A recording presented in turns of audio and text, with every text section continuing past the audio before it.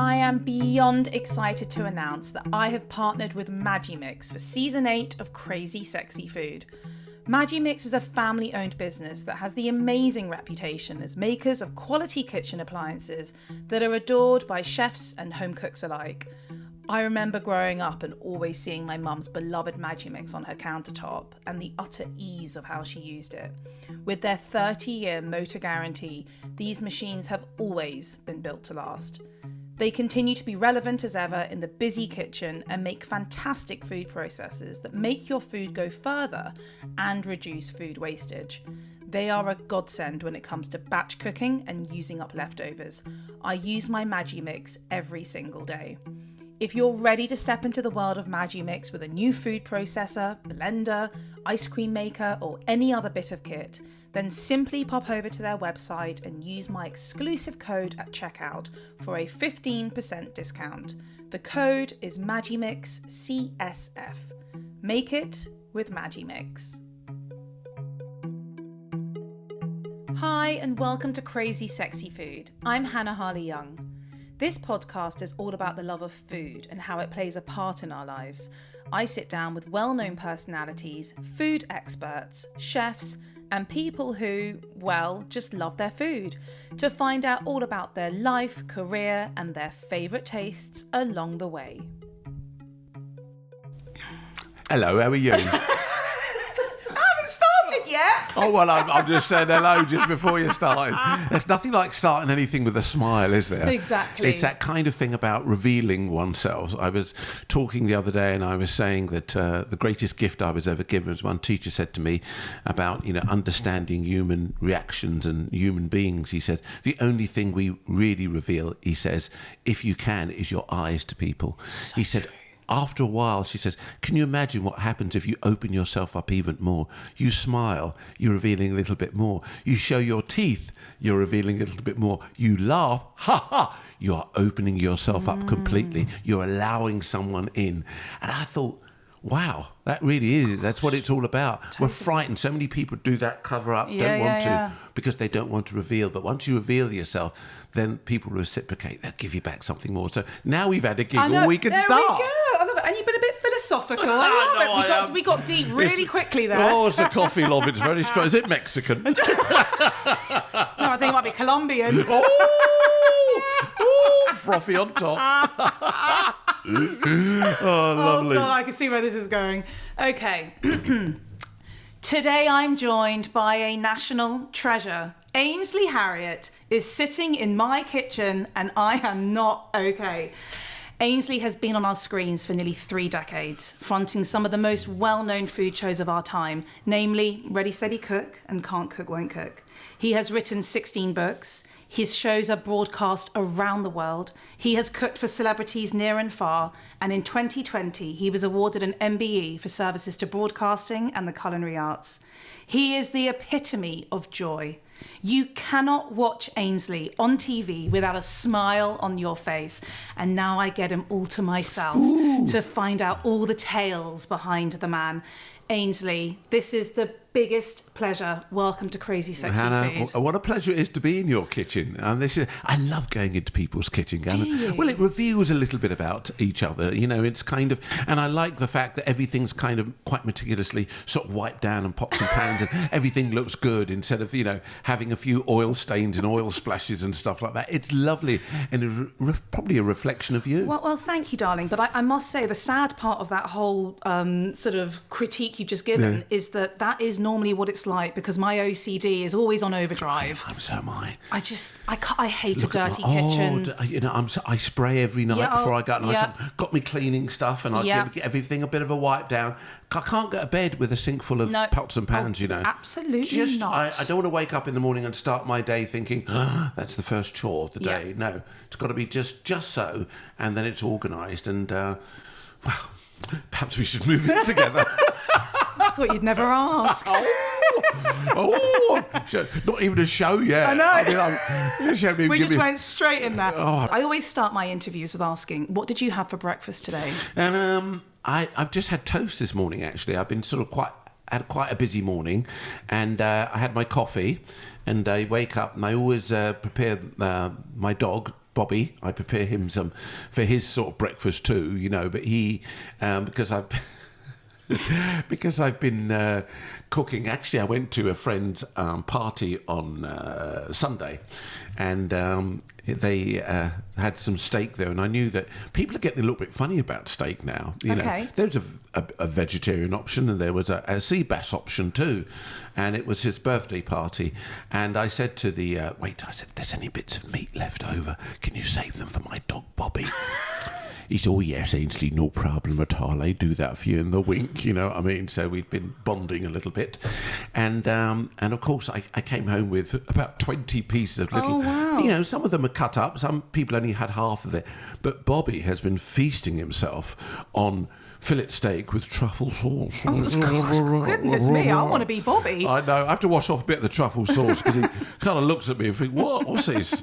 What's this? This is for pigs," he says. Ungrateful. Unbelievable. I can't believe it. And he looks at me and said, "Incur my displeasure again. How dare you?"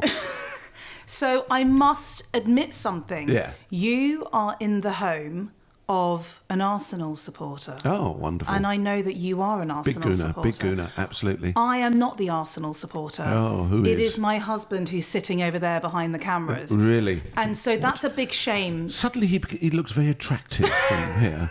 I mean, So that's probably why you quite liked being in here, because you got the energy. I think so.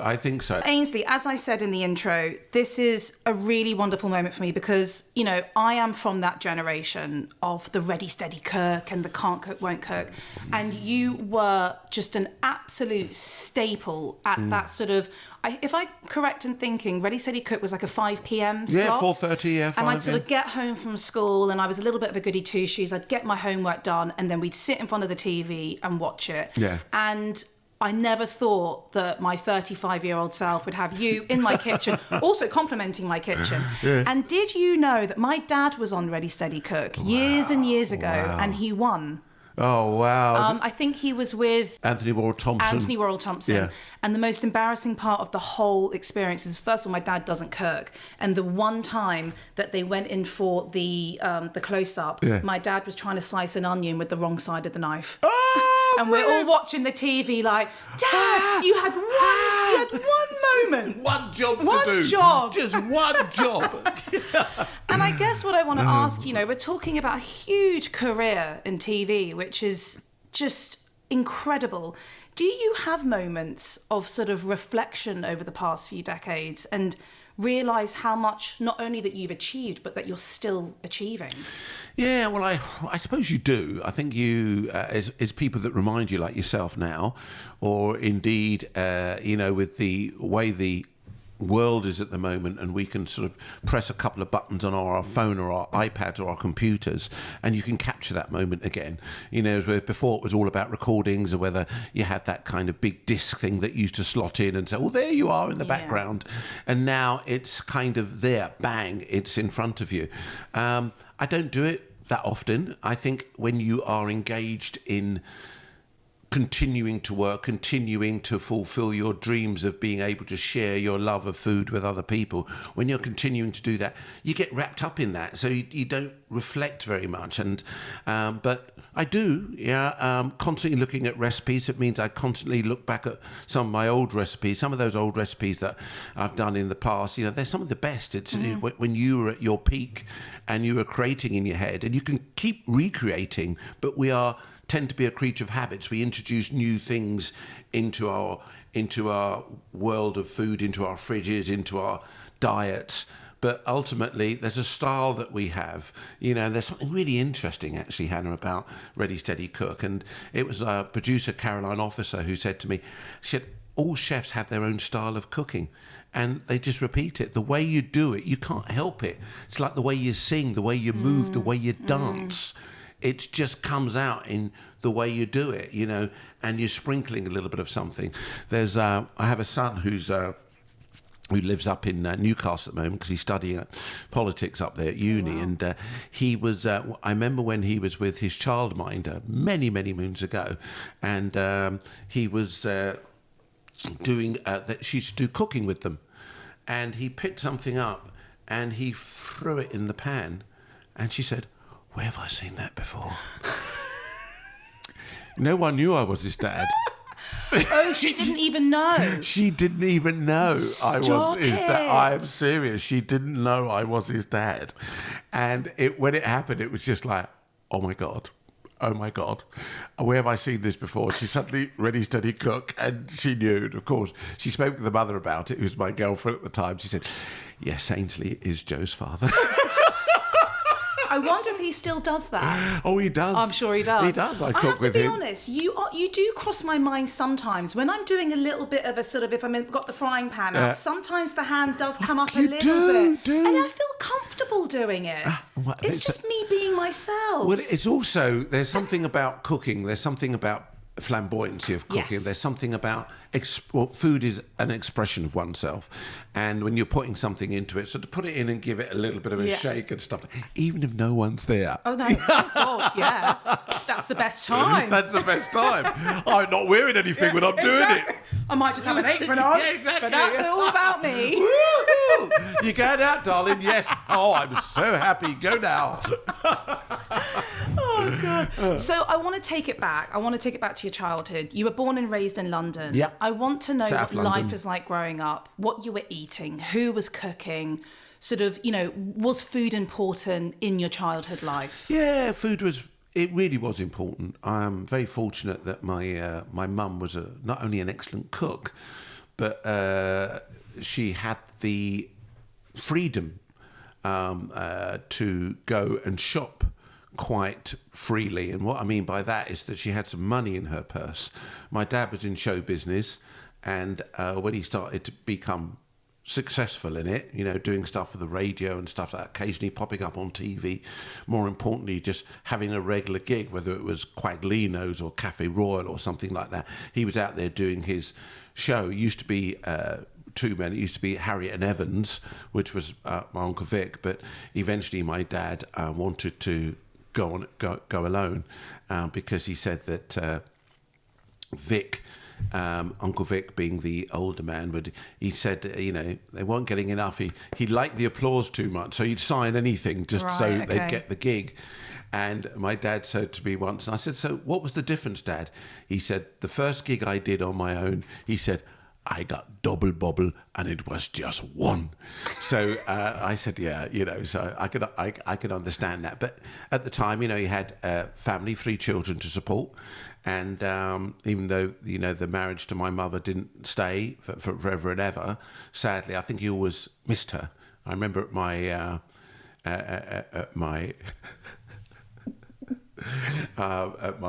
wedding, he was quite naughty about my mum actually, and he said, no one could cook like your mother. No one could cook like your mother.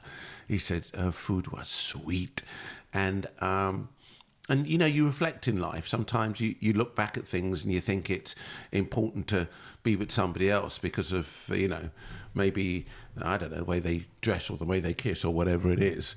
But fundamentally, when you look back, there's why were you with a person? What attracted you to that person? What made it so special? And those values, I don't think ever go away. Oh my gosh! And they were still, as I say at my wedding, they're still laughing and joking. They didn't see each other for years and years and years and years, and they were joking with each other. And, they were on the dance floor busting a few moves, and I just thought, still there. Yeah. Do you know what I mean? Still Absolutely. there. So growing up. In answer to your question, she was able to cook freely. And it's interesting that my sister ended up being a home economics teacher. My brother, who told me marriage was an illusion security, got married at 21. He now has 4 grandchildren, has been with his wife for nearly coming up 50 years, him and Fatima. Wow. She's Iranian. And I'm half Iranian. Yeah, well, there we go. There you go. There's a connection. Beautiful. And they've got beautiful grandchildren. He does a lot of the cooking. He likes all the pots on the stove. A bit too messy for my liking. Yeah, me too. Do you know? I don't like when they're messy. I can wind that up. And then there's myself. We've all picked up something from my mum because she allowed us, Hannah. She allowed us that freedom in the kitchen. Not get away from that. That's too hot. That if you touch that, you might burn yourself. That is hot. It's showing them. Kids. Young children, they're like sponges. This is why you can teach a child 5 or 6 different languages from the age of 2 or 3 and they will absorb it all. People think, oh, no, they haven't got the brightness. They will absorb it all because ultimately they want to communicate with the mother. And they'll do anything. And if it's 5 or 6 languages, it's 5 or 6 languages. If it's showing them, don't do this, don't do that, why doesn't a child then put his hand in the fire or something? It doesn't. It's hot. Yeah. God forbid if something did happen like that. But I think ultimately it's just that she showed us a freedom, a style, an acceptance of the love that she had for food, the love we had, we developed with food, and the confidence we had with cooking. So that's where it all started. And then it just built from there. Even my dad occasionally, when he did his Sunday thing and cook up the big rice and peas pat and thing like that. And he perfected bun. Do you know what bun is? When you cook the rice, and it's a bit like the sokarat in a paella, when you have that crispy bottom. So in Iranian food, it's called the tariq. There you go. The crispy rice. Yeah, crispy rice. The best bit. That's it. And he'd take that off. When all the rice and peas finished, he'd take it out and he'd spread it with a little bit of butter, sprinkle some salt on it, and he'd eat like a rice cake. So he'd roll it up. There you go. That's what he'd do. I like that idea. Lovely. So give me some examples of some of the food that was on the table. Like, what was your mum cooking midweek? Always loads of marinating. I just remember her the night before, whether it was chicken, lamb, beef. It was always marinating stuff, putting stuff in the fridge, and she put the wet greaseproof paper, no cling film in those days, wet greaseproof paper on the top, and just allow that to marinate. It was all about getting flavour into food and stuff like that. And food was really quite organic for a very, very long time in this country, And I'll never forget the chicken used to be more expensive than steak, because you had to wait till the chicken grew. There was no artificial way of developing it quick in the old days. It was so it was that. There was fish.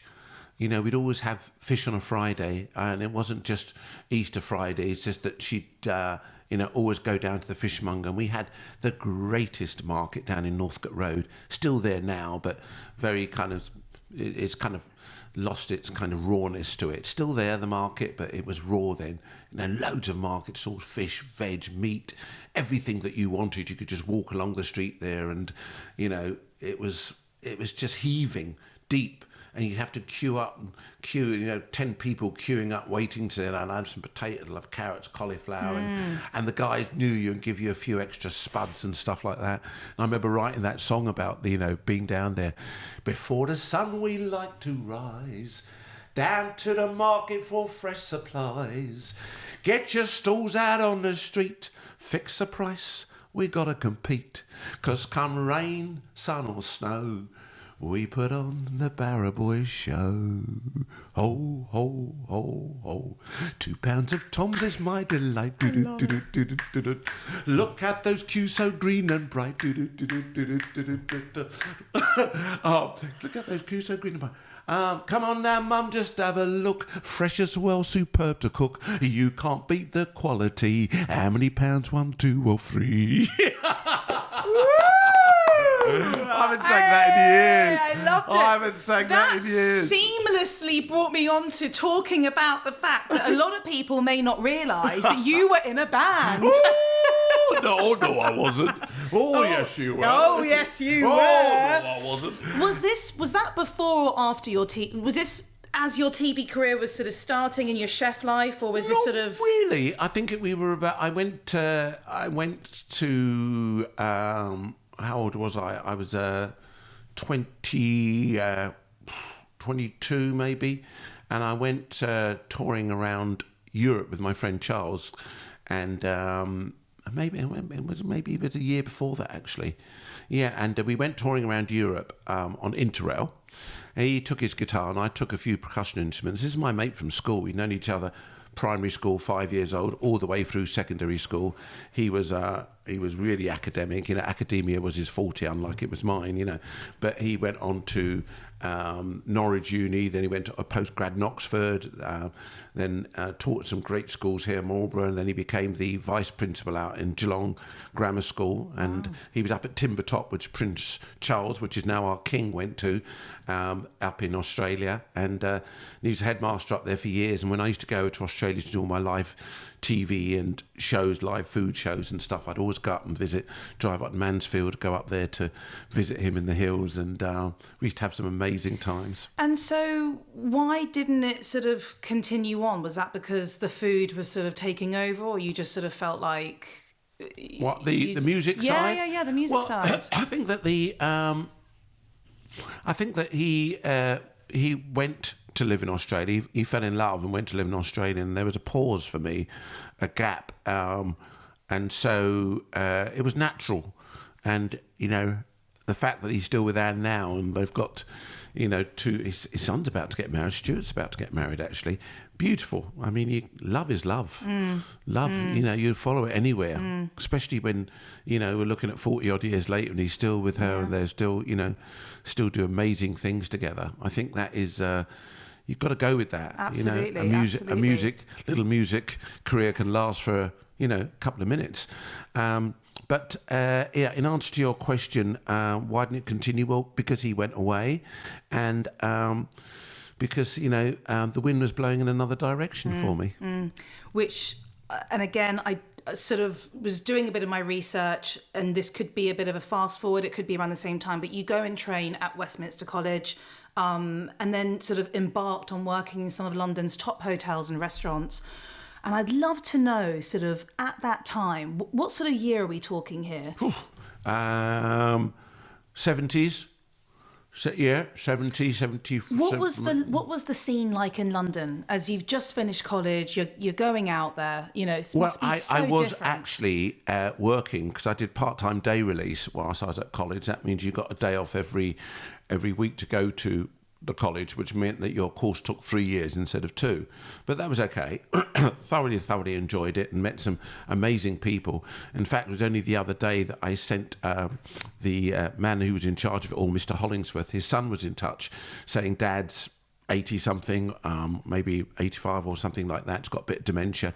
And I sent him a note saying, hello, Mr. Hollingsworth. I remember you walking around in your long white coat and stuff like that, And I said it was amazing. Thank you for what you gave to all of us, because it, lots of me and friends that I went to Westminster Catering College with at the time, were still doing it. It's testimony to people like you who, laid the foundations for us and made us feel passionate about our careers, passionate about our jobs, So it was just special. Do you know? So where was I? I'm digressing here a little bit. I guess I'm just interested in sort of what the restaurant scene was like back in those days. Very different to nowadays. Oh, very different. I had racism. I had people saying, don't want using the N word, any NN, sort of cooking me eggs and bacon and stuff like that. And I said, well, that's about sums you up, doesn't it? When you used to meet people like that, eggs and bacon. That's your level, isn't it? I pop that back at them, but I think that it was what we were dealing with at the time, not only in Britain but worldwide. People just were not aware, and it's come more to light now especially through sport and the way people were treated, and people are having to pay the penalty now for how they treated people, and it makes them look at themselves and makes them sort of realise the wrong that they were doing. I was only having a bit of banter. Really? Right. It was disgusting, really. And so it is changing. And people say, there's a lot of black faces on TV now and commercials and stuff like that. And as my daughter reminds me every time, she said, it ain't aimed at people of your generation, Dad, whatever colour they are. This is for us. It's normalising it for us. So when we look at it later, we don't even bat an eyelid. We don't even think there's a black person. There's a person on TV. Well, absolutely. So it's changing, and it's still evident that it's still there. There's some people who still feel a bit bitter and stuff about that, but this podcast like this, it's what you're doing, it's what we're all doing. We're going to change things. We're just making people stand up, be a bit more responsible for yourself. Look at yourself and think, yeah, that's not right, you know? But where did that resilience come from? Because I can imagine, you know, I mean, correct me, you go into this restaurant scene, just give me sort of like numbers if you can remember. How many black people were working in the restaurants? Well, hardly any at all. Certainly not front of house. Can't remember. I cannot remember. I was working in, even at Very's restaurant at the time. No, front of house, there wasn't a black person there. I don't even know throughout my duration whether I saw anybody in the front of house. We had there was a chef. There was a chef when I walked into Very's restaurant. One of the reasons that I got drawn into the place, this was a restaurant that was top end of Regent Street, sadly gone now, but it had been established for many, many years. Ironically, I didn't know at the time that a lot of agents and people that were connected with the industry, whether for theatre or TV, used to frequently go there. Very's was known as one of those restaurants because London management was upstairs, above, you know, the top floor and stuff like that. So a lot of people used to come down there and frequent the restaurant. And it was, I walked in there and I saw this black chef with wild hair and one of his fingers missing. And his name was Clifford Walker. And Clifford's still alive, just. His son Kwame came round to my house a couple of weeks ago and said, Dad's been in hospital. But, you know, I'm talking about a man that drank heavily, smoked heavily. What a wonderful chef, a really, really good chef. But he's still alive, you know. People say you shouldn't abuse this, you shouldn't do that. It just depends on your makeup, really, how long you last, you know. But he took me under his wing, Hannah, and gave me a tough time, actually. I learnt more from Cliff than any other person I've worked with. Clifford Walker, Malcolm Cowan was the head chef, and Clifford just, you know, at the end of service, you had to polish copper pots and hang them up ready for the next service, you know. So it wasn't only a nice copper cleaner. There was a mixture of salt, flour and vinegar, and you'd make it into a paste and you'd have to clean all your copper pots and hang them up, rub down the stove ready for service, wipe stuff down. That was your job when you were a training chef. And but I loved it because I loved the atmosphere there, and Clifford taught me things, you know, how to turn a carrot, how to turn a potato, how to turn a mushroom. I'm just talking about little intricate things you do with a knife, and then, you know, the slow cooking of things, why you need to make a bechamel, why this at this temperature, and how you cook out a flour for a roux for different stages, you know, of whatever you're making, a white sauce or, you know, a demi-glace or something like that. It was fantastic. Wow. It was taking it, stripping it down and bringing me right back to basics, but teaching me the right way, even though I didn't like him sometimes for it, you know what I mean? And he did, don't F about in this damn kitchen, you know. He'd really lay into me, but maybe the person I am today, or part I was going to say. I mean, it's interesting. Sorry, I do go on, didn't I? No, incredible, just conversation. I mean, you know, it's an interesting one because you say that when you started, you know, there was basically no one of colour working in, you know, not even just front of house, but as you said, not, you know, you can't recall many people even back of house in the kitchens. And, you know, as we sort of link it to what you've done with your life, which is primarily, you know, cook on TV and create and produce these incredible shows around the world, it's so nice to see a chef and a presenter going back to where they are from to Roots, host something that they actually know about. Because my issue, especially as someone who's Iranian, is like, I want to go and do and talk about Iranian food. So therefore choose someone that has the connection. That's really important, you know. And I do think there is I'm seeing it a little bit more, but as you said, you know, there's still a way to go. It is happening, but it's not about saying, oh, look, there's a black person on the TV, you know, I don't know, publicising a new coffee. No, it should just be a person exactly. is marketing something. Yeah, exactly. You know? Exactly. Well, I think the youth will be a bit like that. It's not just black people, it's anyone of colour, right? The youth will be like that.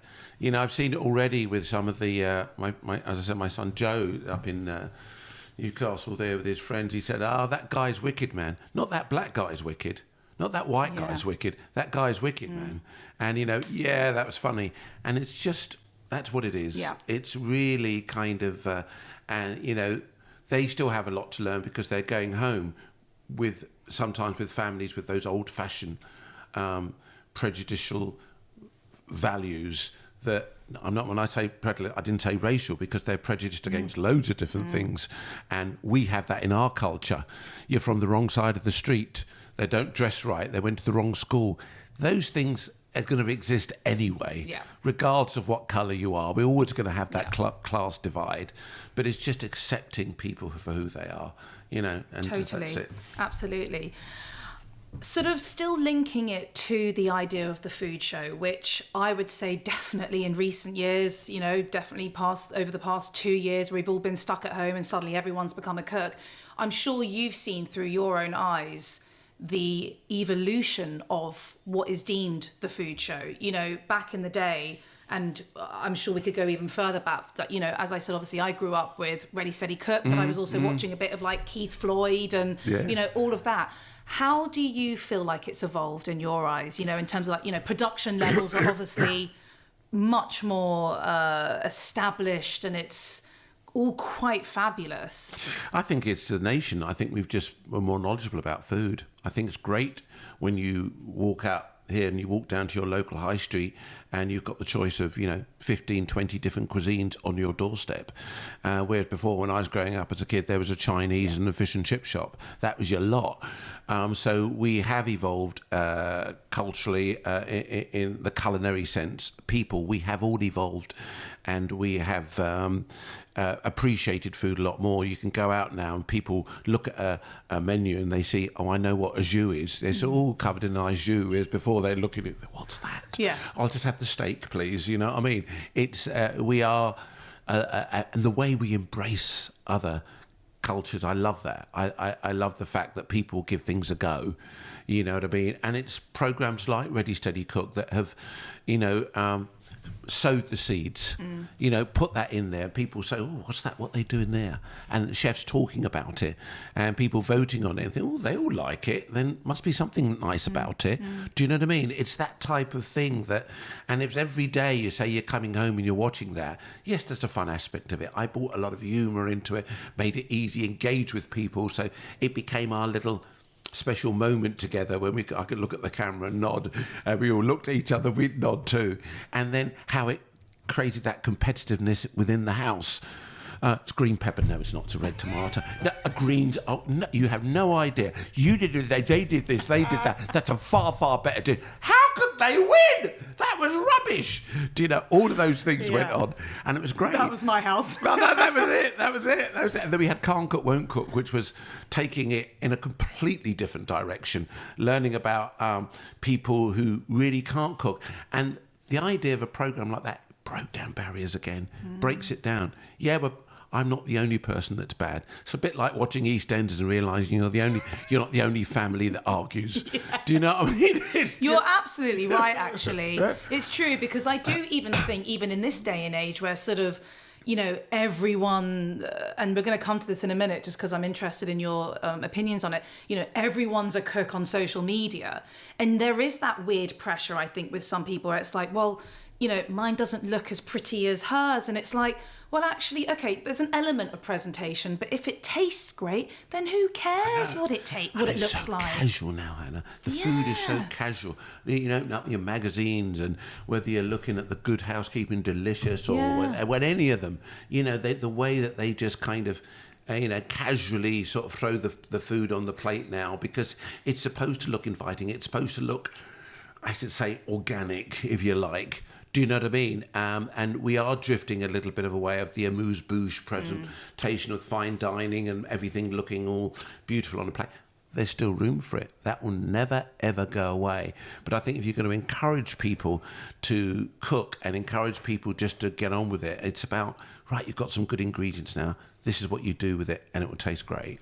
I also think that, just back to Ready, Steady, Cook, it was the original show and sort of the original dialogue that showed you that food doesn't need to be complicated. Making a meal and cooking doesn't need to be complicated. You know, there's a load of chefs that I love their food and I admire what they've done, but when there's sort of 35 ingredients in a recipe, I'm not doing that for a midweek meal. You No. know, I don't have time for that. But knowing that, I think it was 7 items. Well, you know, it depends. It could be £5.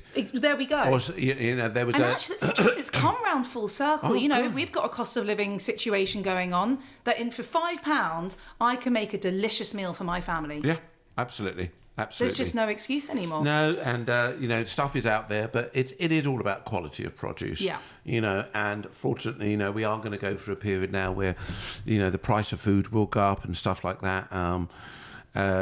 Will it encourage us to cook at home a lot more? I'd like to think so, because I think if you've got it is about time. It is about finding the time to, whether it's to marinate or just to slow down enough to be able to cook. But not all of us are in that position. Not all of us have that. You know, you've got a beautiful kitchen living here with your hubby. I'm in a house which is comfortable. But not everybody is in situations like that. And, you know, it does open your eyes. When we did that programme called My World Kitchen, it was for the children, for the CBBS, it was fascinating because when we first started doing it, we put out the request and we found all these people coming forward. They've got lovely homes. But then, you know, there were times when we'd end up on a little council estate, and in order just to get the camera there, we'd have to take off a door so we could actually film into their kitchen's tiny little area. And, you know, this is, and I think that's important. It's so important to show that. Yeah.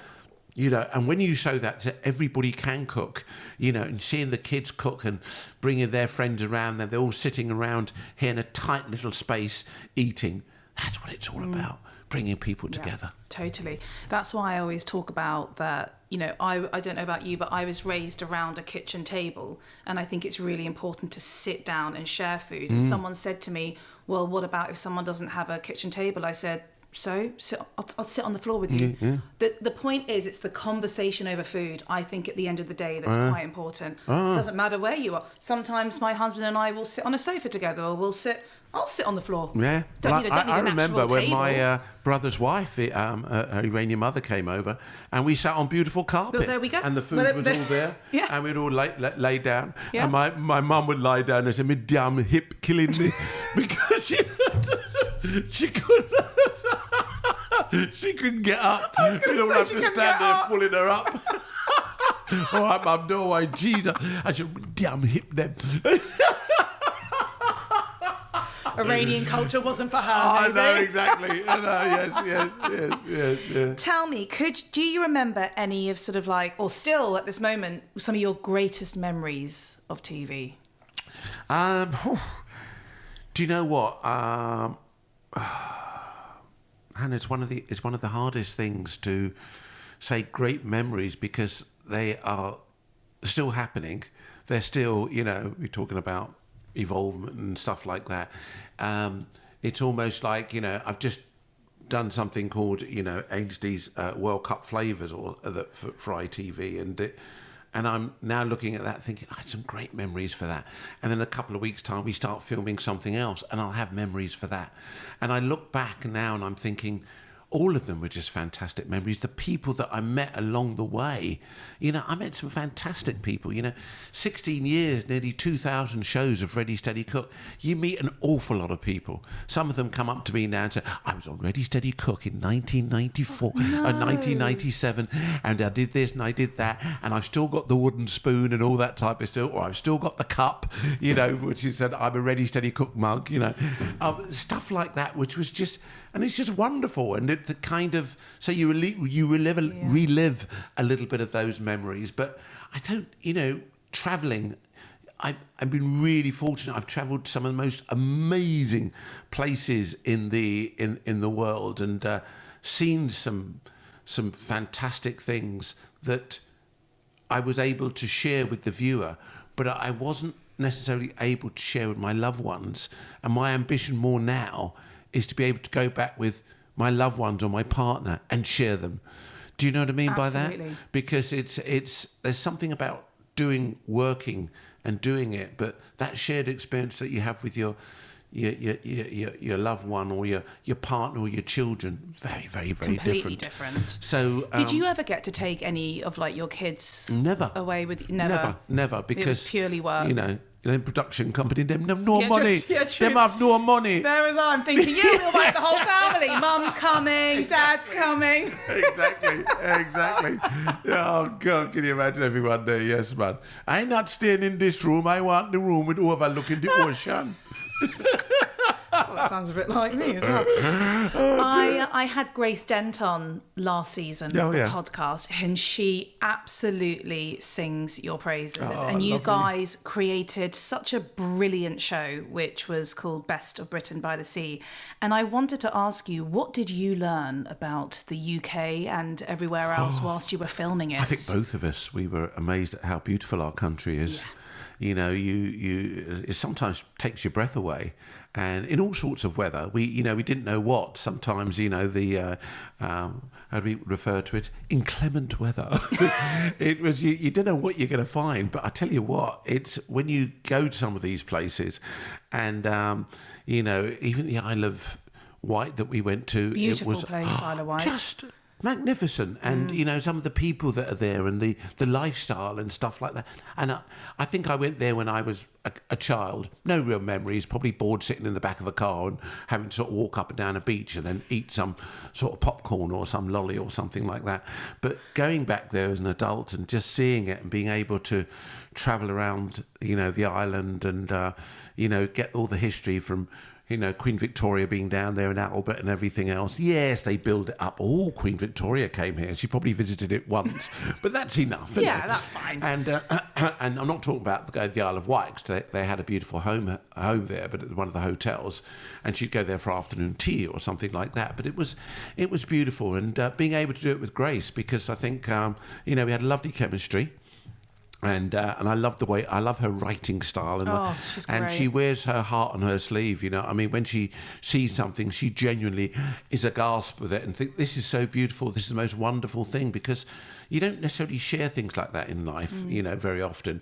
As I said, I've having travelled everywhere, and I've been doing it by myself and presenting, and being able to share with someone and have those little moments. And of course, we were in a bubble at the time, because we were getting, as our driver and the two of us, and we were just in a bubble, and we had to get on and look at each other first thing in the morning and last thing at night. Well, not quite last thing at night, because at the end of the day you were absolutely shattered and you just go off to bed. But and early starts, 5-6 o'clock starts and stuff like that. But lovely. But yes, Britain is beautiful, and I'm talking about going up to Scotland, Aberdeenshire, and places like that, which is just haven't been to, and seeing some of the magnificent beaches, and and the wildlife that's attached to those beaches. Because we just walk along them and sort of tinkle our toes in the water. If it's cool, if it's warm enough, You're but brave. I know exactly. Yeah. But just some fantastic places. Just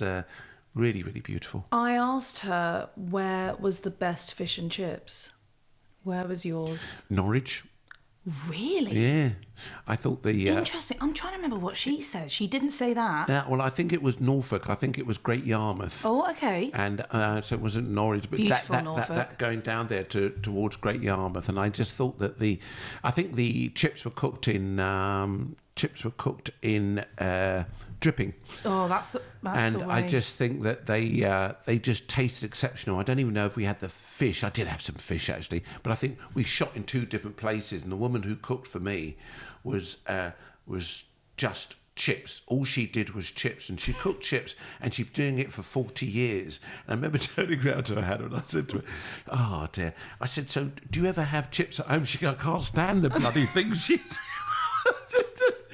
She said, once I've finished here, she said, "I don't want to look at a chip," she said. She's been cooking chips for 40 years. 40 years. And she said the market's changed. She shared with me, how the market's changed. It used to be throbbing. Like all of us, I talked about Northcote Road earlier and saying the market was, awash with people. Well, our lifestyle's changed now. Of course. And if you're anything like my daughter's young friend, suddenly there's a knock on the door and there's a delivery I'm thinking, what's going on? You know, I love a walk around the shop, me. Me too. I love a walk around the shop, seeing all the different brands. I like touching things things. Just like finding new things and communicating. Yes. Seeing people and talking to people and hello, how are you? All right then. Yeah, and they'd say, oh, how many times they come up with a red tomato, green pepper? What are you going to do with this then, Ainsley? And they're waving it in front of them like this. Oh my God. Will you ever get bored of that? Oh, you can't. You just can't. Like, the show was like an institution of life. It was absolutely. You just can't. So you mentioned a minute ago the new show, which is called Ainsley's World Cup Flavours, which is combining, I assume, two of your favourite things in life. It is food and football. And it is, actually. The amount of... I'm always engaged in food every day. Sometimes it might just be a bit of toast for the day, but there's always something going on. And I don't mind baking a bit of bread. Don't do as much as I used to when the kids were growing up, but love all of that. And so, I think that when you talk about food and football, it's just, they go hand in hand. Yeah. And it's all the things that we link with football, the easiness of what we eat, and more importantly, it's quite often shared food. When you start a bit of football, or you go to football with your kids or your family and your mates, and it was a fantastic opportunity to talk about the World Cup. That I had no recollection of the '66 World Cup. Yes, I am actually old enough to have been around at the time. Darling, you don't look it. I know, but my mum actually took us all off. We went to New York to the World Trade Fair, and then we left New York after visiting my grandparents on my father's side, and went to my mum's family home in Kingston, Jamaica, just outside St Andrews in Kingston, Jamaica, to visit my grandfather and all the family there. My Uncle Harry, who was not that much older than us, who would climb up the tree and chop at the coconut, and we could drink the drink. Then he'd chop off a little bit of the edge to create the spoon, so we could have the soft interior of it. It was absolutely beautiful. So So I'm supposed to be telling you about my show. Well, I kind of want to know what's the premise of the show. So it's episodic, and are you travelling around?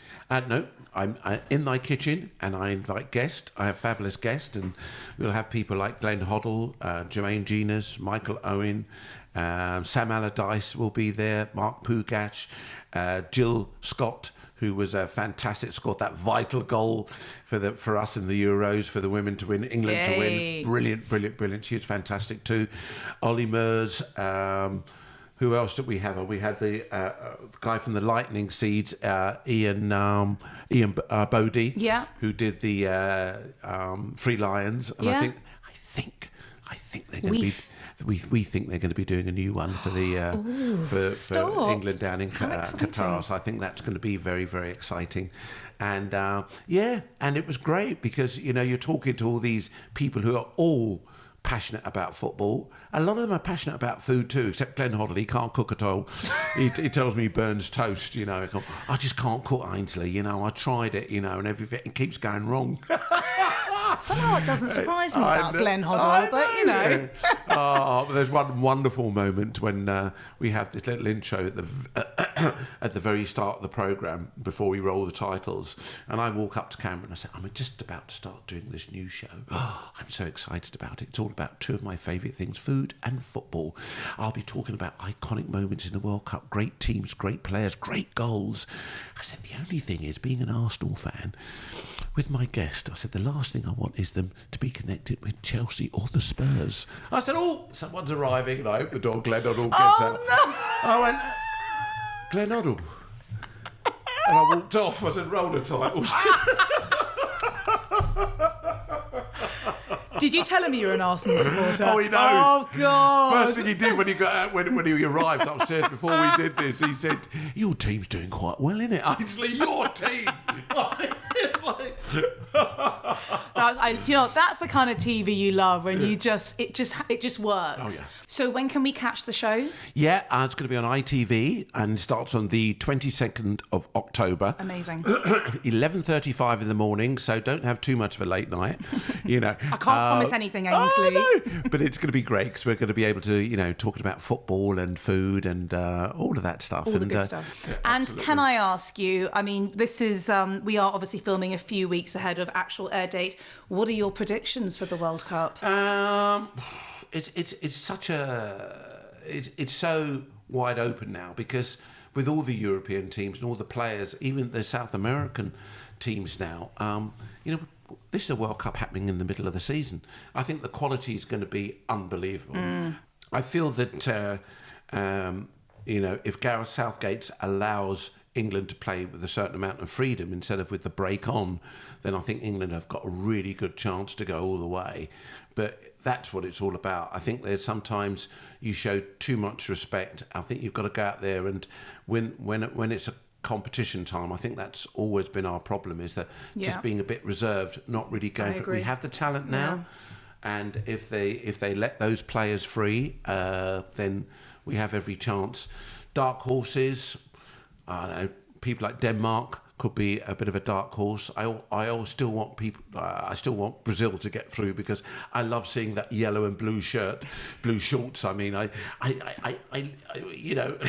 Yellow shirt, blue shorts. I remember watching the World Cup for the first time in 1970 in colour TV and falling in love with all of these nations because of the beautiful shirts that were out there. It was fantastic. So, I'd love for you to be a football commentator. Oh. I honestly think you'd bring such a great angle to my football matches at home. Yeah, I'm putting you up for it. I'm sorting it out. One day MBE next football commentator.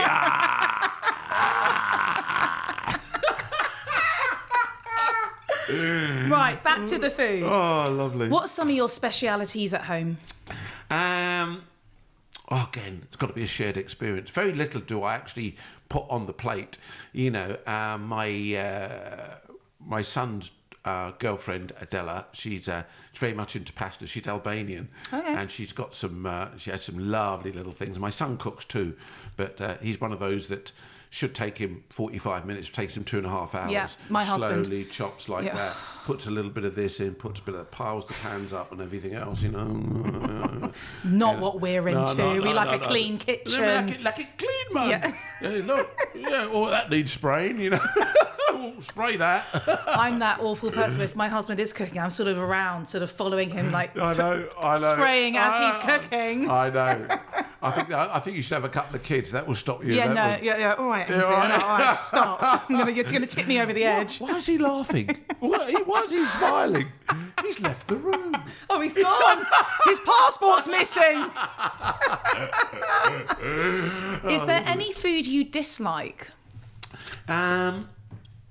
Cucumber, funnily enough, because it gives me a little bit of a headache, and it's 90% water, and whatever the enzyme is, it kind of And I used to eat it, Hannah, as a child. My mum used to peel a little bit off, sprinkle it with salt, and just eat it. But I used to get migraines and stuff like that, and eventually it took a few years. I discovered it was down to that cucumber, and people don't realise, because quite often it is food related, or the melon, underripe melon, the melon that's too green, and it's got that taste to it.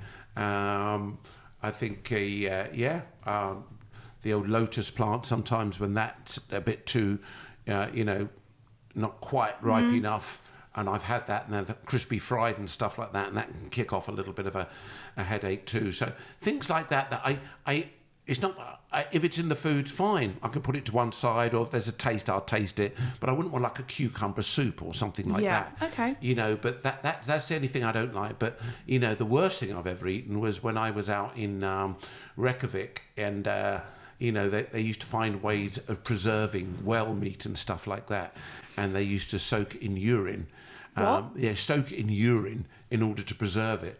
because you know about people who live out in the wild and stuff like that. Your urine is a way of, for instance, if you've got sore feet or something like that, you're supposed to wee on your feet because it's kind of like an antiseptic. Oh, well, and it's there we a preservative. go. Things are going to change very quickly in this I house. know, exactly. Your sweet fell a bit funny tonight, love. Smell a bit funny tonight. What are you implying?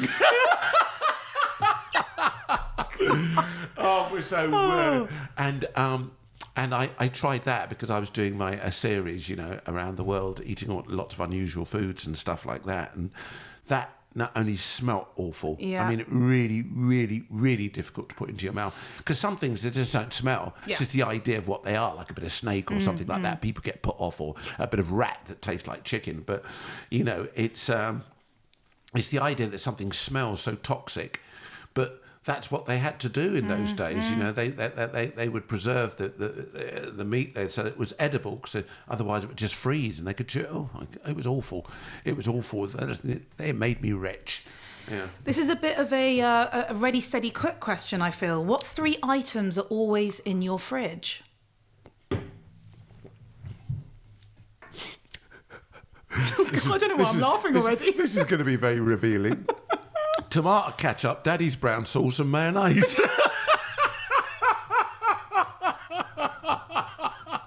Everyone's going to expect something posh, I'm just telling you the truth. But that's why I love the question, because it is quite a revealing question. It is a revealing question. Okay. I need my brown sauce to go on my sausage sandwich. Yes. I love a bit of ketchup on certain things, that I make up, and mayonnaise, mayonnaise is the base for any really decent wrap or anything like that. A little bit of mayo and a little bit of sriracha or something like that. Then you can start sprinkling all sorts of things on the top there and roll them up, wrap them up.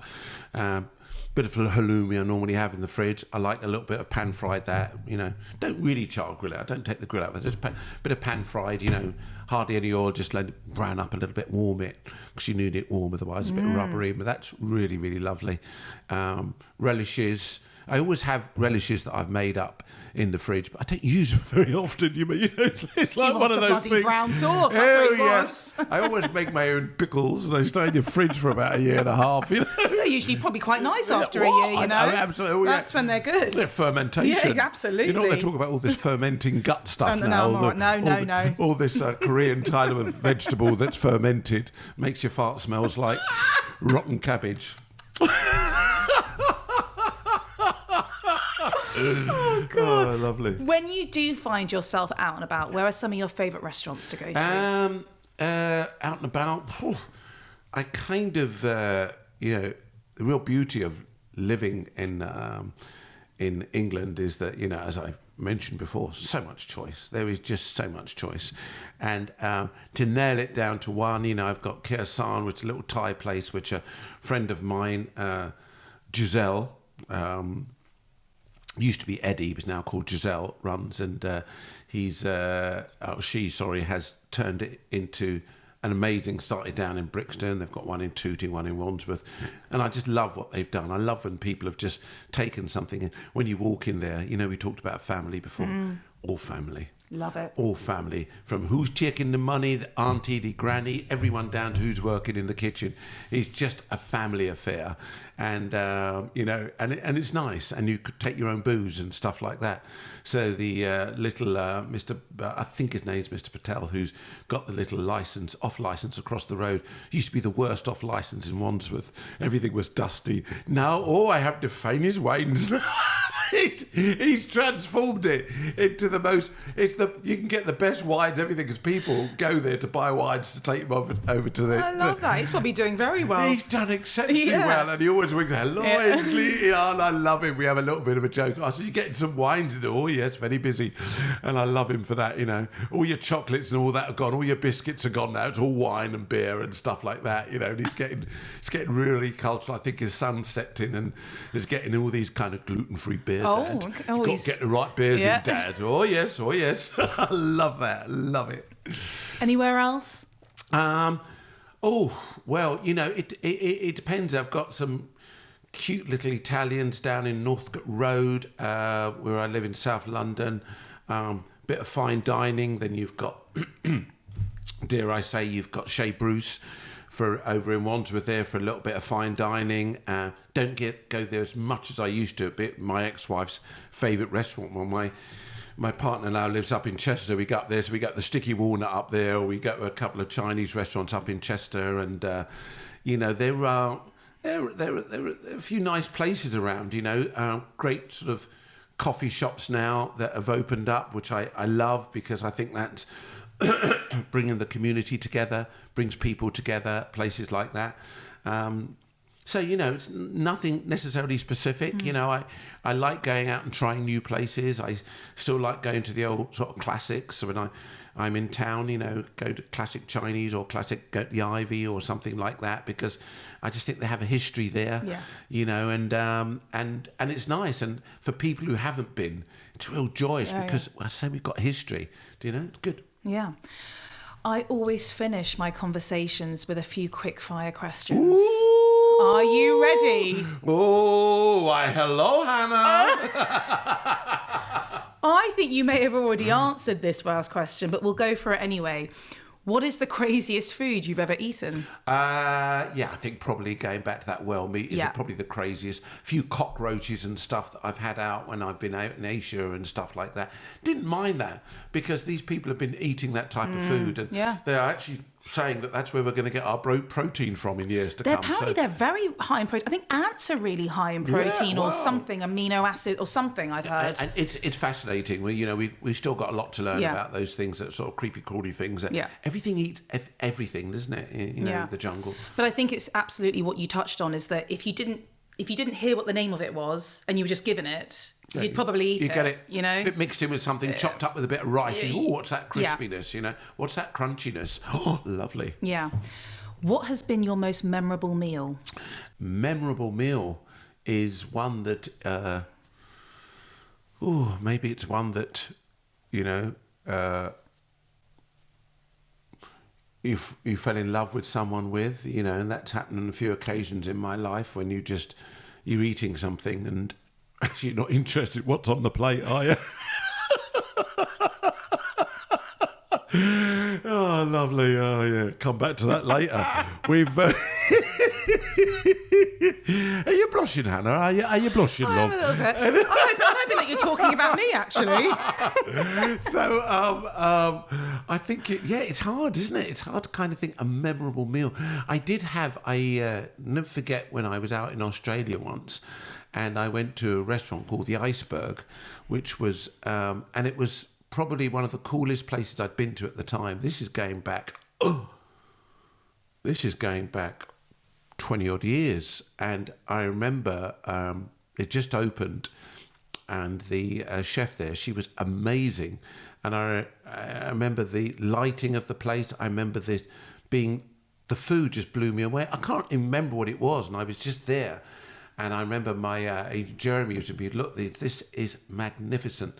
And I had a similar experience when I went to Rockpool, another restaurant out there that was just, it was the occasion, it was being away, company, there was people out there that, there was someone that I really, really liked, and that was there. And, when you're in a situation like that, the way you engage with everything, you're looking at the way the person moves their mouth, the way they talk, everything, you're connecting with them. Yeah. And I think that's when you get something that's very, very classical, something that's very memorable, because we all eat lots of delicious food, but dare I say, it is probably the company, isn't it? And I actually completely agree with you. I think it's the company, it's the setting, it's everything all together. It's sometimes not just the food. My favourite question I'm about to ask you. My favourite snack of all time is a packet of crisps. Ooh. Oh, yes. My Monster Munch is sitting pride and place in my cake stand. Ooh. What is your favourite flavour of crisp and why? I'm so nervous. No, I was not nervous at all. I am. Well, I tell you what, I love hula hoops, because I remember the original hula hoops. I used to get them. I used to put them on my fingers all the way round like rings, and one by one, I'd eat off I would pull off these hula hoops into my mouth and eat them. And it was something, and I couldn't wait for them to finish so I could put another 10 hula hoops. I can only get it on one finger now. They do extra large ones. Do they now. really? They Hallelujah! Hallelujah! Hallelujah! They actually do. They do like a whole bag Wow! of all these really. They like called like XL. They're called for people with fat fingers. That's what it's. You fat finger. That's it. We'll leave it there. God, that's definitely a lawsuit waiting to happen, isn't it? They are such an underrated crisp because they got a great crunch, right? They're a substantial meal. Yeah. Love them, and they had good it. flavours. I liked the beef ones. Yeah. I think it was like beef and mustard or something. Beef, salt and vinegar. Salt and because vinegar you can get a was mixed great. bag, but the original for me. But the original, yeah. Takes me back to when I was a kid. I like that. I mean, there's so many good crisp out there now. The way that they've developed them, and some have got more salt and more sugar than we ever need in our whole diet for the week or for the year. So what? If you like a what's it, you like a what's it. Exactly. Yeah. Who's judging? Yeah. Only me. Okay. What food sums up happiness for you? I'd probably say, for me, one of my happiest moments when my mum made her red pea stew. And it was a bowl. It had pig foot in it. It had salted beef that had been soaked to remove the salts and then boiled up and everything. It was coconut, it was thyme, it was everything else. And we'd have a pot in the middle of the table, red peas and everything. And we'd have that. And we used to call it floating duvet stew for obvious reasons because it was really pungent, But it was... I just got that. I know, yes. But it was magnificent. And one of the reasons is because we'd all share it. And my mum would put dumplings and everything with it. And that was, for me, and I've mentioned it 20 times in I've mentioned it my whole career because it just makes me smile, brings back joy, brings back happiness, brings back wonderful memories. Yeah. What a lovely answer. And the final question. Live to eat or eat to live? No, that is the question. I think eat to live. And I think by nourishing yourself, you live better anyway. Wow, that's really taken me by surprise. I love the answer because it's quite a philosophical one. So there's no obviously right or wrong, but it's how you. It's like chicken egg, really, isn't it? It's like chicken egg. But I think if you nourish yourself properly, then you will be able to live to nourish again. Yes, sister. Yeah. We can get married. I'm ready. Where's my hula hoops? That's going to be my ring. Yes. Ainsley, this has been the biggest joy. Thank you so much for joining me. Absolute pleasure. And I hope that this is the start of a wonderful friendship between us, hula hoops or not. Thank you. Thank you. Until next time. Thank you for listening. If you love what you hear, please subscribe and review. Don't forget to follow me on Instagram @CrazySexyFood and check out the Crazy Sexy Food YouTube channel. Until next time, bye.